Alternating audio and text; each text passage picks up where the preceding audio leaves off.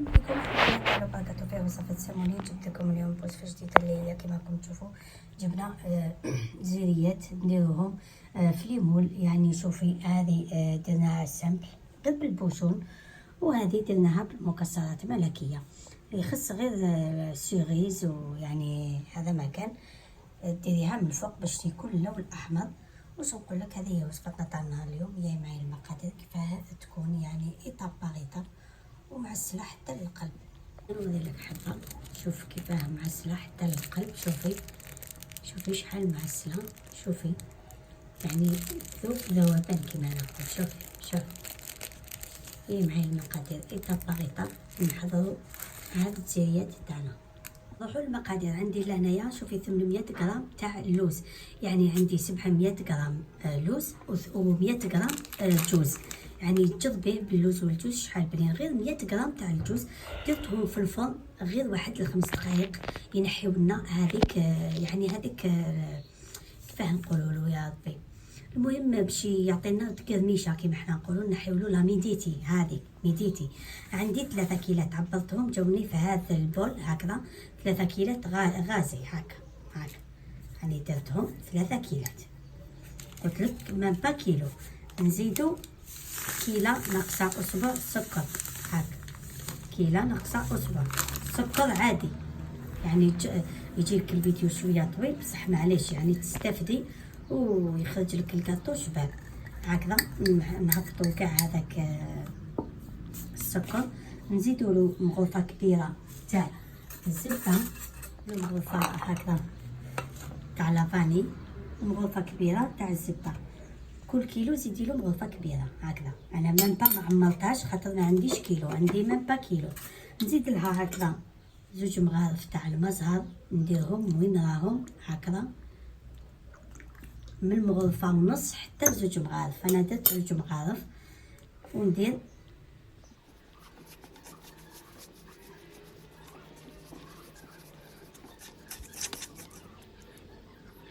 لهنا شتيني كيما خلطتهم مليح ودخلت هذيك الزبده مليح. شوفي ومن بعد واش نزيد له البيض. عندي لهنايا البيض كل نبداو نديرو بالحبه. انا درت الحبه هنايا، هاي حبه يبقاو لي 2 صفار. ندير حبه بيض 2 صفار هكذا. انا دوكا على بالي بلي ما تجمعليش، نزيد حبه بيض ومن بعد الا خصني نزيد 2 صفار. دائما ديري هكذا، خلطي هكذا كيما راني نقول لك هكذا.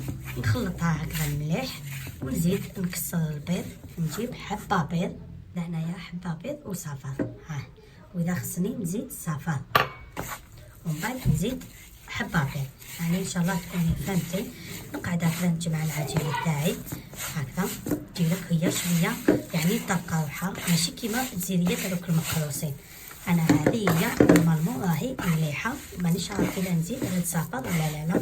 هاهي نجمعها مليح ونقول لك كذا. شوفي من بعد دوكا نزيد لها صفر واحد، يخصني غير واحد الصفر.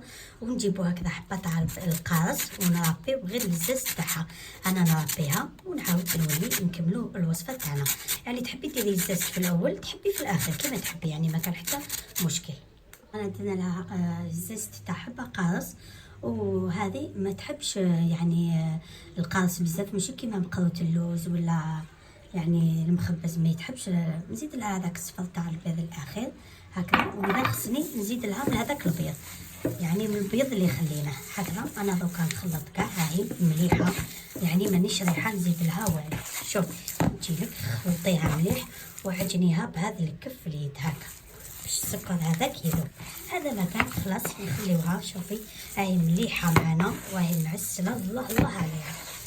خلاص دوكا نزيد نعجنها شويه ونديرها تريح، يعني ليله كامله خير، ولا ديريها الصباح لليل طيبيها. شوف العجينه تاعنا كيفاه تكون هكذا تبقى روحها.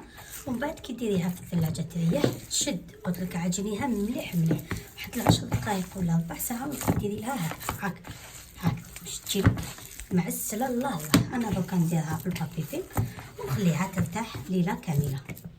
العجينه باش نخليوها ترتاح. عندي 3 كيلات كيما كتشوفي هكا عجين تاع الفارينه، لازم تصيريها هكا 3 كيلات كيما كتشوفي. نزيدو لها لافاني نزيدو لها الملح، ومن بعد نديرو نصيرو هكا، نصيرو الملح يفوت برك، وهذاك ما ديريهش هكذا.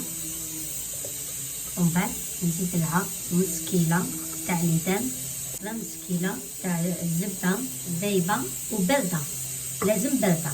ومن بعد ديري لها هكا، ومن بعد نزيدو لها كاع ديري في خطره، نزيدو لها هكا حبه تاع البيض، تدي منه النص هكا، طافي نص حبه تاع البيض، خاطر تقريبا عندي لهنايا 400 وشويه تاع الفرينه، وندير لها هكذا شويه مزهر ونليمها بالمزهر هكذا باش العجينه تاعي ما تكورليش، ما ديرليش الحبيبات. يعني بالكي الزبده ديري لها الزبده من وسك ديريها بارده هذا المكان، ومن بعد نجمع العجينه تاعي يابسه، ما ديريهاش طريه، ديريها يابسه. حاولي كيفاه ما ديريهاش غير بالعقل، روحي معاها غير بالعقل. انا نجمعها ونعاود نولي نكملوا الوصفه تاعنا.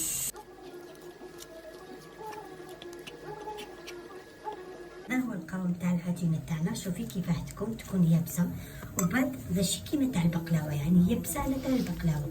وبعد تجيبي هكذايا ساشي ديريها وتخليها ترتاح ما بين داك الحشو تاعنا.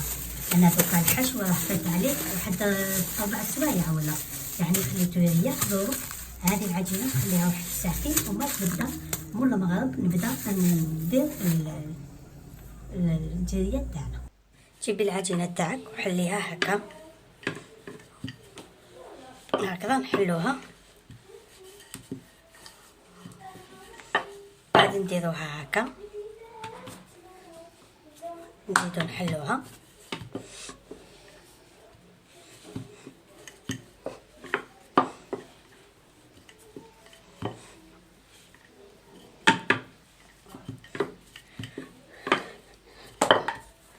ومن بعد نجيبوها هكا ونزيدو نحلوها، نخشنو فيها هكا، نعرضو فيها، ومن بعد نجيبو هاي شوفي، تجيبي هذه الماشينه ونحلوها في الاول.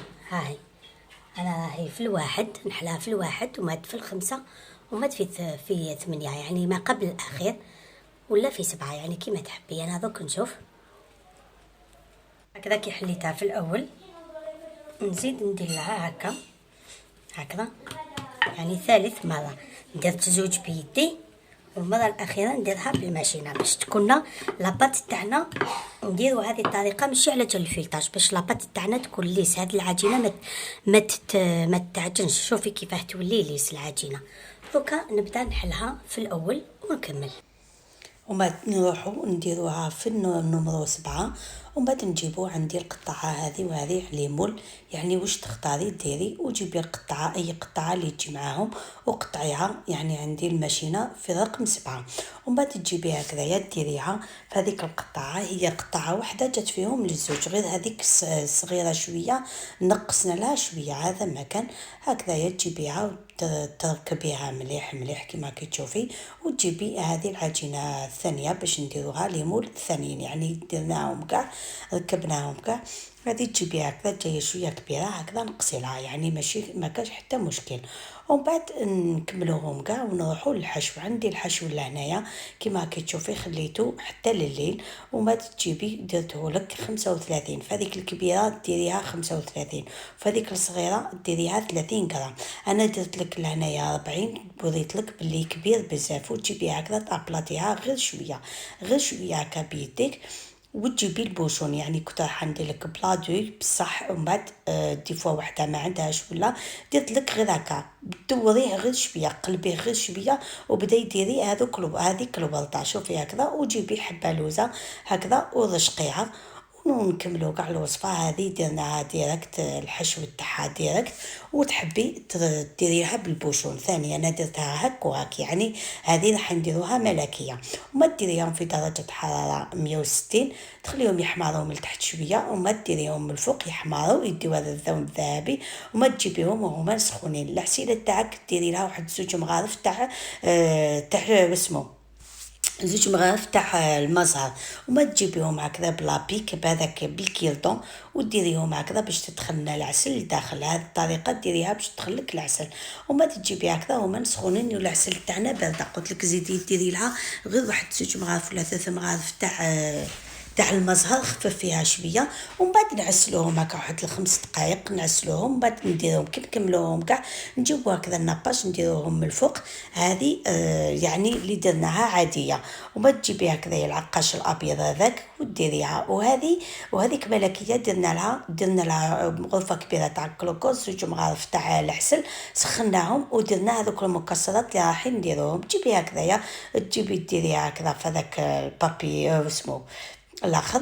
وكما كتشوفي هاي كملتها كاع وضوح. لا انا كما قلت لك شوفي، كاين اللي درت لهم وكاين اللي ما درت لهمش، يعني كما تحبي. هذاك بالبوشون، هذاك الزواق تاعهم بالبوشون. ومن بعد تجيبي لهنايا درتهم بهذاك الناباش وزدت لهم شويه بهذاك الكلوكوز مع العسل، يعني خلطت لهم. ومن بعد ندير هذوك المكسرات باش يشدونا المكسرات مليح. شوفي كما راكي تشوفي ندير هذوك المكسرات ومليح ديري.